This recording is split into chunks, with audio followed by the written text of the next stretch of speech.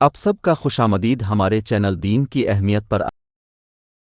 آج کی اس ویڈیو میں 5 حدیث بتائی گئی ہیں جس رسول اللہ نے ایمان پر کیسے مضبوط رہے بتلایا ہے۔ حدیث نمبر 1، رسول اللہ نے ارشاد فرمایا، ایمان کی 70 سے زیادہ شاخیں ہیں یا 60 سے زیادہ شاخیں ہیں، اور ایمان کا سب سے اعلیٰ قول یہ سب سے اعلیٰ، شاندار اور تمام ایمان سے افضل ہے۔ ایمان کا سب سے ادن کام یہ ہے کہ گلی سے کسی نقصان دہ چیز کو ہٹا دیا جائے، اور ہے ایمان کا حصہ ہے۔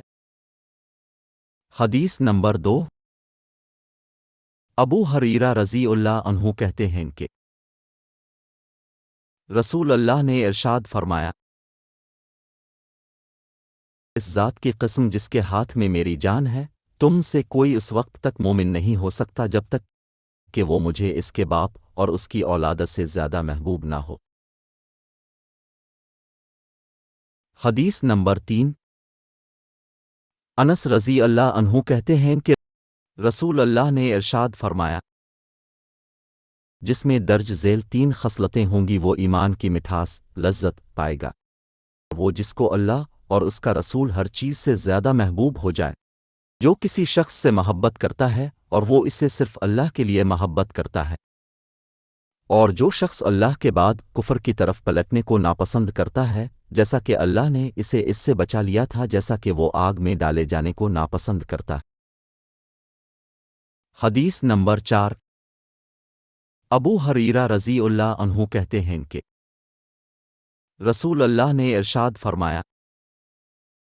بخل اور ایمان کبھی کسی انسان کے دل میں جمع نہیں ہو سکتے۔ حدیث نمبر 5، رسول اللہ نے ارشاد فرمایا،